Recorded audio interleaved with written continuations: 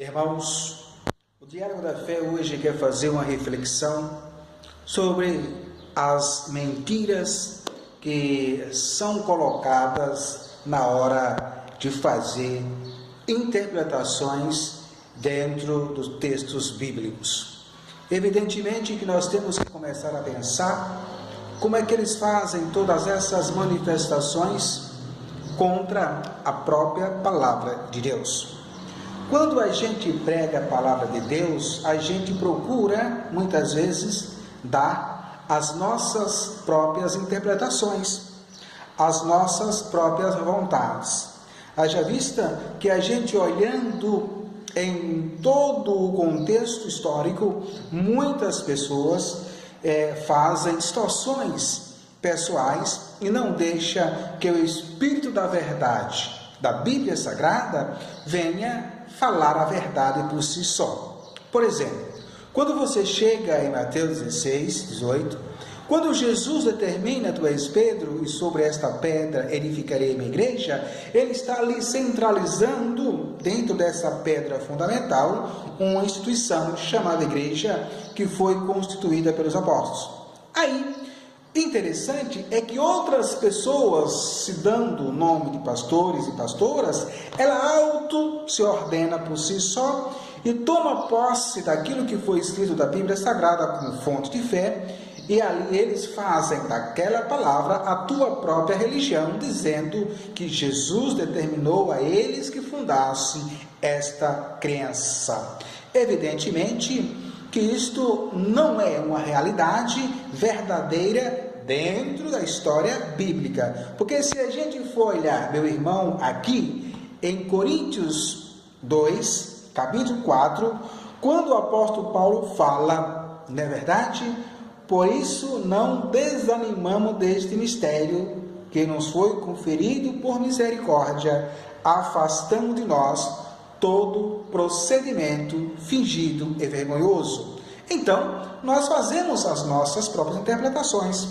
Quando ele diz que esta religião, esta crença apostólica, ela não é uma astúcia e nem uma falsificação, como é que eu posso acreditar que depois de 1500 anos, um país chamado Brasil venha nascer a verdadeira religião pelo um brasileiro ou uma brasileira, se já narrado, escrito biblicamente na história, que lá já se começava através dos apóstolos? Então, há para si contestar a interpretação desses homens e mulheres que se dizem pregadores, respeitando a todos pela liberdade de expressão, e vivemos num país laico e democrático, mas a Bíblia ela não é democrática. A Bíblia é uma fonte histórica real e ela não foge das suas cruzadas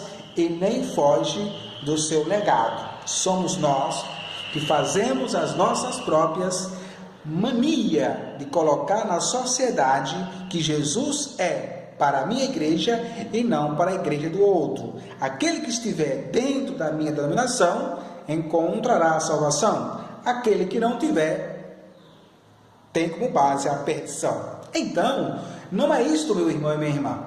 Quando o próprio Jesus determina esta igreja para todos nós católicos do mundo inteiro, não significa que isso não venha ter as tuas perseguições.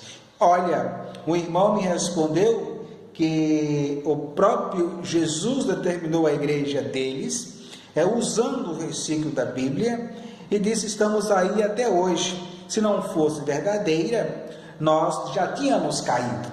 Mas eu te pergunto, a igreja católica, que está aí há 2000 anos, é uma mentira? Se está aí, se já passou por várias guerras, várias modificações, transformações nos 4 continentes, com mais uns 5, que é a Antártica. Quer dizer, nós temos que ter esta observação histórica para que nós possamos realmente saber se nós estamos seguindo a verdade em Jesus Cristo.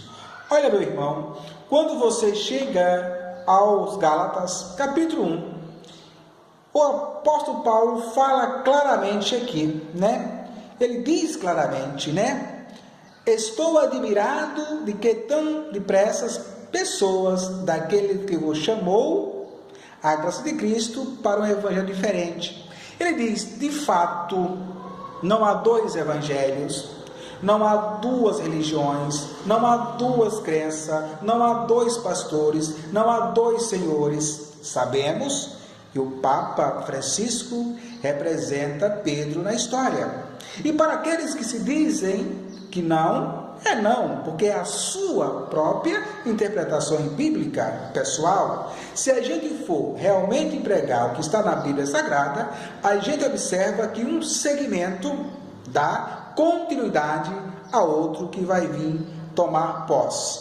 Evidentemente que os demais não pensam assim e não fazem essa interpretação verdadeira dentro do eixo bíblico, dando esse curso real que é a Bíblia Sagrada. E se a gente for olhar com toda sinceridade, quando ele chega em Mateus, capítulo 28, versículo seguinte, que ele determina que os apóstolos vão aos quatro cantos do mundo, pregar e batizar a igreja dele, e anunciar os evangelhos, evidentemente que ali se começa historicamente, dentro desta pedra fundamental, como eu te falei, a igreja de Cristo. Não há como a gente acreditar que isto vem depois. Isto aí é uma incógnita, isto aí é uma falta de verdade da alma, Há muitos pregadores, aí que fazem piada,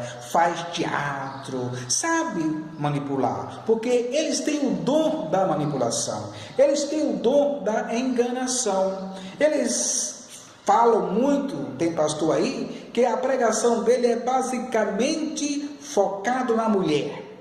Ele foca na mulher, rasga a mulher, distorce tudo aquilo que tem a mulher como base na nossa vida cristã.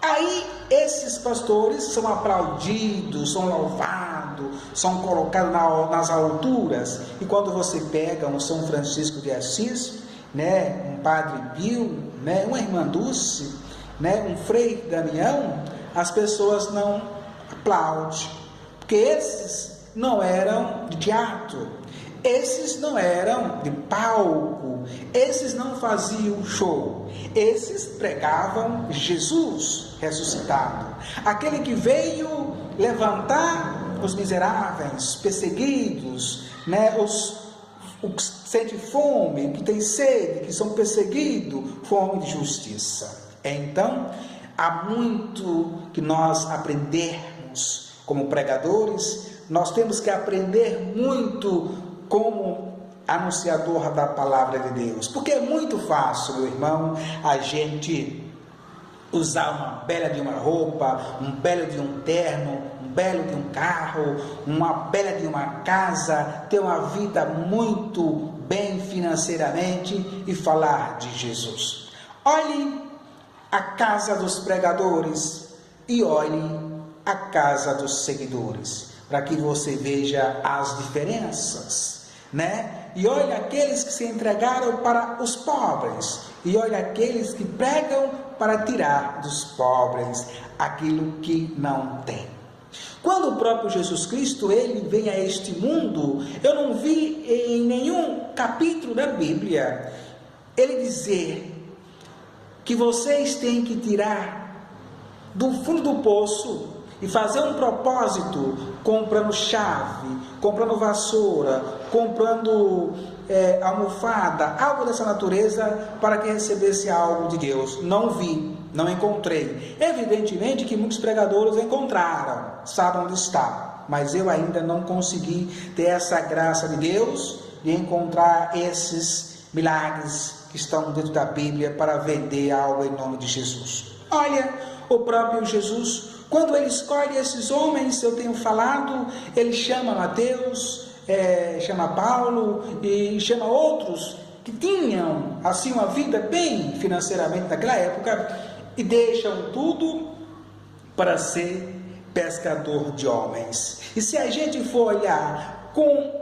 um pouco de atenção à Bíblia Sagrada, sem precisar decorar tantos capítulos e versículos para jogar numa sociedade leiga, a gente vai observar com os olhos de Cristo que nós temos que pregar esse Jesus na essência bíblica e verdadeira, a qual todos aqueles homens e mulheres que passaram dentro da Igreja Católica viveram a santidade e anunciaram a santidade. Mas abre aspas, muitos ficaram no meio do caminho também, porque se deixou se enganar pela luxúria, pela riqueza e pelo poder, e acabaram, na masmorra da vida que o pecado veio a oferecer. Mas muitos trilharam o caminho da salvação, foram sério anunciador da palavra de Deus, porque não seria um católico autêntico se eu viesse aqui dizer que todos que passaram pela igreja são santos. Não, tem muitos diabos também, porque haja vista, repito, que o próprio Jesus, quando escolhe esses homens para seguir, também foi traído pelos seus escolhidos. Quer dizer que aí nós temos que fazer uma interpretação mais focada no sentido histórico e verdadeiro, para que nós possamos pregar Jesus na essência. Aí está se aproximando o Natal. O Natal onde a gente vê as pessoas gastarem aquilo que não tem e prometerem aquilo que não tem, procurarem Jesus para receber aquilo que ele não pode dar. Natal significa estender a mão e ajudar os necessitados. Mas de verdade, não tirar de outro para dar, é tirar do teu bolso, da tua vida, do que você tem. Agora, usar o palco religioso, como um balcão de negócio, para tirar do outro, para assim venha fazer uma oferta, é muito fácil. A oferta que você tenha a fazer é se entregar totalmente, não ficar de joelho orando, pedindo a Deus que caia do céu. O que vai cair do céu é chuva e raio, ou senão granizo, e mais nada, não é verdade? E do chão pode brotar fogo, e mais nada. Então, quando você for fazer alguma coisa, faça de verdade, com o teu próprio coração, você dando aquilo que você tem, tirando teus filhos da tua casa, do teu lar, do teu trabalho e dando a tua contribuição, porque senão se torna uma pregação vã, murcha, vazia, sem verdade no coração. Digo que nós temos que ter esta modificação na nossa vida. Essas modificações está entre nós, porque eu tenho visto muitos pregadores brasileiros, independente da tua crença, porque placa religiosa nós temos muitas. Agora, servir a Deus fielmente, com sinceridade, com pureza da alma, são muitas poucas pessoas que fazem isto. Fazer e anunciar este Jesus, precisamos ter uma essência da pureza da humildade, da sinceridade, não procurar versículo ou qualquer texto bíblico para condenar, julgar o outro e mostrar que você é conhecedor da palavra. Porque se você usa a Bíblia para tirar proveito próprio e jogar no vento aí para as pessoas serem enganadas ou enganados, prometendo paraíso, prometendo tudo aquilo que vocês gostam de prometer, digo, não façam isto, porque isso não pertence a Deus, porque Deus fez o mundo maravilhoso, com tudo que você vê, que os seus olhos possam enxergar, foi tudo gratuitamente, sem pedir absolutamente nada a ninguém. Por que será que para que eu possa receber alguma coisa de Deus, eu tenho que pagar alguma coisa? Eu posso pagar sim, mas sim contribuindo comigo mesmo, dando daquilo que eu tenho para aqueles que não têm nada. Este foi o Diário da Fé, falando sobre um pouco da verdade. Jesus, o ressuscitado, aquele que dá o caminho para que você possa, e o fardo pesado para que você possa chegar até a salvação. Mas isso depende de você e não de uma religião. Se inscreva no meu canal, Diálogo da Fé, o católico leigo, fazendo aquilo que gosta de fazer, falar de Jesus ressuscitado. Jesus, Maria e José, nossa família, vossa é.